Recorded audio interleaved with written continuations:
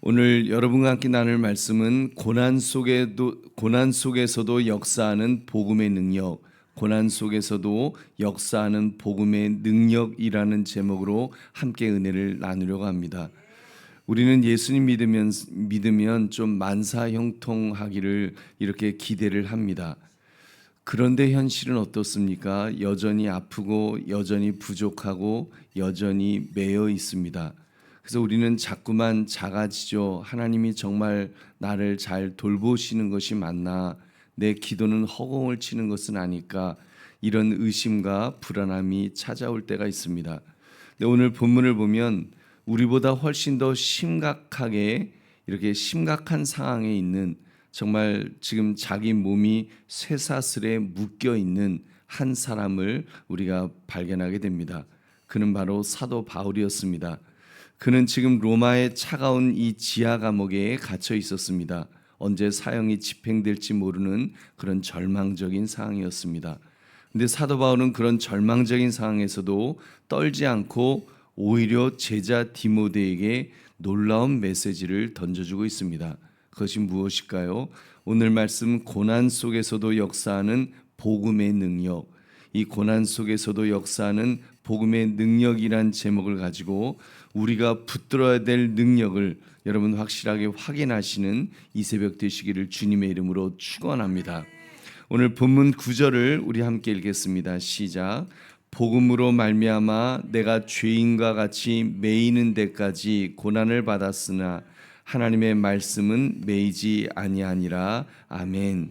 여러분, 이 매이다라는 이 완료 수동태의 이 단어는 꼼짝달싹 못하게 아주 완전히 결박된 상태를 가리킵니다. 여러분, 바울이 그랬죠. 바울의 손과 발이 지금 이렇게 묶였습니다. 자유가 없었습니다. 그의 노년은 참 어떻게 보면 비참해 보였습니다. 세상의 눈으로 보면 그는 실패자였습니다. 복음을 전하다가 결국 감옥행이라니, 그것도 죽임을 당할 것이라니, 이게 얼마나 기가 막힌 상황이었습니까? 여러분, 근데 바울은 이때 엄청난 선언을 했습니다. 자기는 지금 이렇게 매임을 당했으나 하나님의 말씀은 매이지 아니하니라. 하나님의 말씀은 매이지 않은 것이다. 이렇게 지금 그는 말하고 있습니다. 여러분, 이것이 복음의 역설입니다. 이 메신저, 복음을 전했던 사도 바울은 갇혔지만 메시지, 그 바울이 전했던 메시지는 갇히지 않았다는 것입니다. 그릇은 깨졌지만 그 안에 담긴 보배는 빛을 발하고 있다고 말하고 있는 것입니다. 여러분, 여기서 말씀은 지금 하나님의 말씀은 매이지 않는다. 이게 그냥 이 말씀이 단순히 우리 성경책의 글자를 지금 말하는 것이 아닙니다. 이 말씀은 살아서 역사하는 그리스도의 인격 그 자체를 가리킵니다. 태초에 말씀이 있으니라 할 때 그 말씀, 바로 예수 그리스도를 가리키는 것입니다. 바울은 비록 감옥에 있었지만 그 바울 안에 계신 그리스도의 생명이 오히려 감옥의 벽을 뚫고 간수들을 변화시키고 로마 황실까지 침투해 들어가는 것을 그는 믿음의 눈으로 보았던 것입니다. 여러분, 그래서 바울은 디모데에게 이것을 가르쳐주고 싶었습니다. 디모데야, 사람들이 내가 감옥에 갇혔다고, 지금 망했다고 그렇게 생각하느냐, 그렇게 말하느냐, 내가 쇠사슬에 묶였다고 복음도 묶인 줄 아느냐, 지금 그리스도가 묶인 줄 아느냐, 그 이야기를 하는 것입니다. 여러분, 내 육신은 묶여 있어도 그 바로 사도 바울 안에 있는 예수 생명은 결코 묶이지 않는다. 상황은 자기를 지금 가둘 수 있어도 그 바울 안에 있는 진리는, 그 진리는 가둘 수 없다. 지금 그것을 선포하고 있는 것입니다. 여러분, 이것이 성도의 정체성인 줄로 믿습니다. 여러분, 우리는 환경에 매일 수 있습니다. 병에 걸려 병상에 매일 수도 있고, 가난 때문에 그 좁은 방에서 매일 수도 있습니다. 그러나 여러분 기억하십시오. 여러분을 묶고 있는 그 사슬이 여러분 안에 있는 하나님의 말씀까지 여러분 묶을 수 없다는 사실을 기억하시기 바랍니다. 할렐루야. 그래서 바울은 8절에서 가장 중요한 처방을 내렸습니다. 우리 8절을 같이 읽겠습니다. 시작. 내가 전한 복음대로 다윗의 씨로 죽은 자 가운데서 다시 살아나신 예수 그리스도를 기억하라. 아멘. 여러분, 예수 그리스도를 기억하라.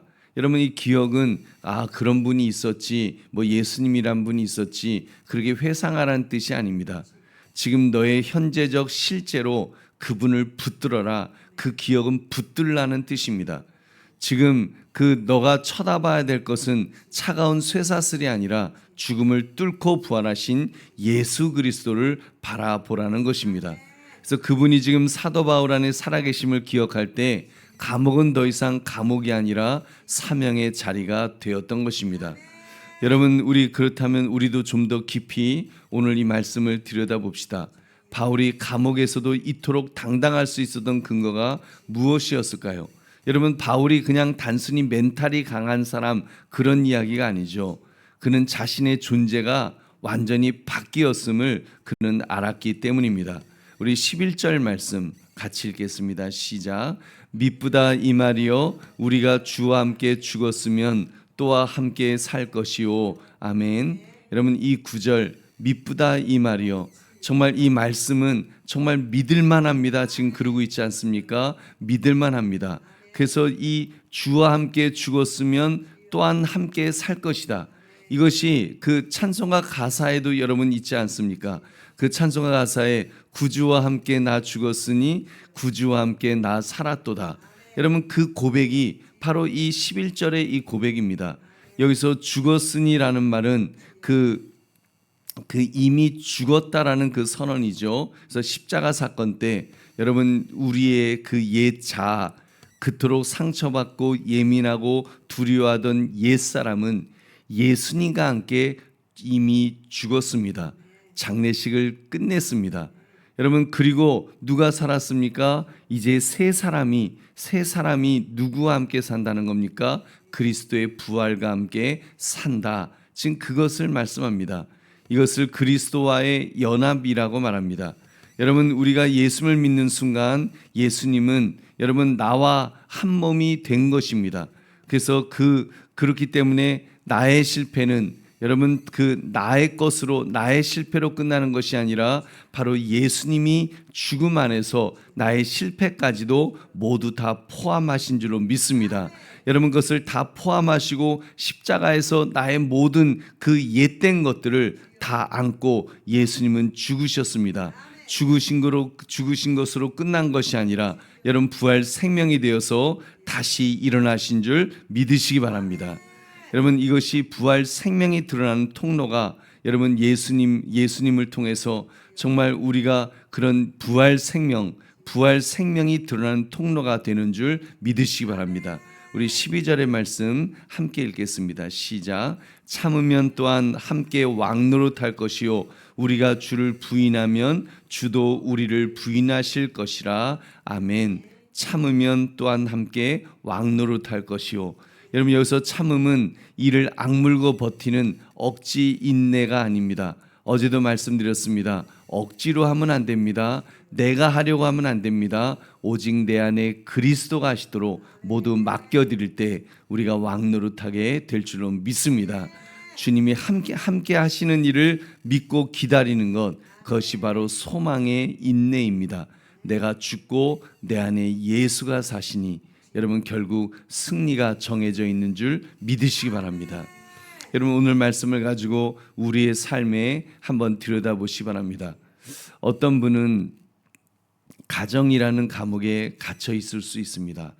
배우자가 나를 전혀 이해해 주지 못하고 정말 대화만 하면 싸우고 정말 숨이 막히고 내가 언제까지 이렇게 살아야 되나, 그런 가정도 있죠. 근데 여러분, 오늘 말씀을 적용해 보시면 여러분, 그럴 경우 정말 내 자신이 그런 처지에 있는 그 사람이 그 집에 매여 있는 것이 아니라는 것을 우리가 한번 생각해 봤으면 좋겠습니다.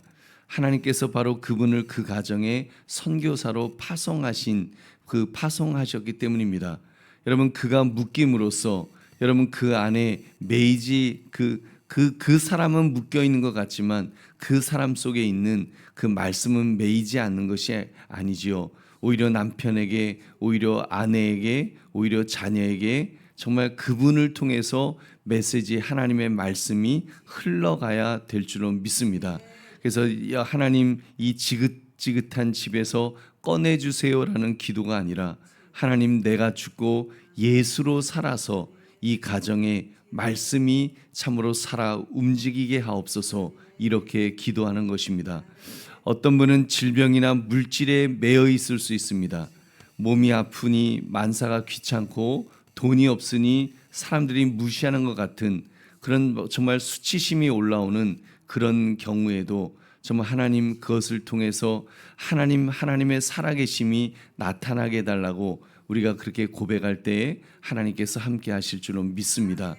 그러므로 여러분의 고난은 누군가를 구원하기 위한 거룩한 재료가 될 것임을 깨달아서 그리스도께만 집중하시기를 주님의 이름으로 축원합니다. 혹시 자신의 연약함 때문에 여러분 절망하고 계십니까? 나는 왜 맨날 이 모양일까? 왜 또 넘어지나?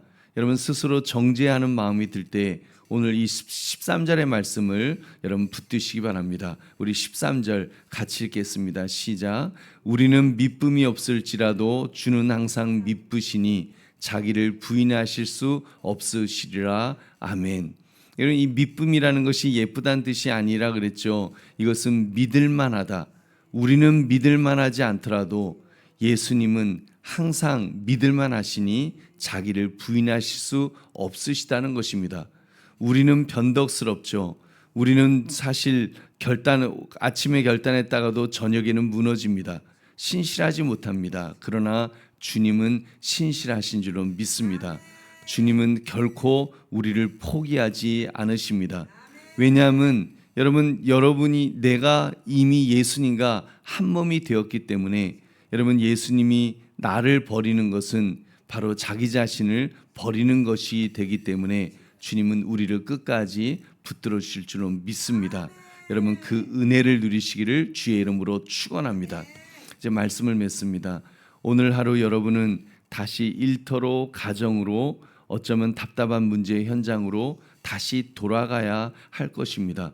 여러분 그러다 보니까 정말 그곳이 감옥처럼 그렇게 느껴질 수도 있습니다.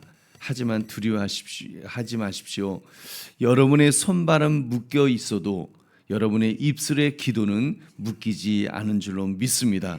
여러분의 상황은 막혀 있어도 여러분 안에 계신 예수 그리스도는 막히지 않으셨습니다. 여러분 그래서 오늘 하루 이렇게 결단합시다. 하나님 내 상황을 바꾸려 애쓰기보다 이 상황 속에 함께 계신 예수님을 기억하게 하옵소서. 그래서 내 옛 자아는 죽었습니다. 오늘 내 안에서 오직 주님만이 왕노릇하시고 주님 안에서 다시 일어나게 하옵소서. 그래서 주님이 나를 살려주시는, 나를 붙들어 주시고 회복시켜 주시고 끝까지 책임져 주시는 그 주님으로 살게 해달라고 우리 고백하시기 바랍니다. 그러므로 고난 속에서도 역사하는 복음의 능력, 이 제목처럼 그리스도의 능력을 체험함으로써 그리스도 전부를 경험하시는 저와 여러분 되시기를 주님의 이름으로 축원합니다.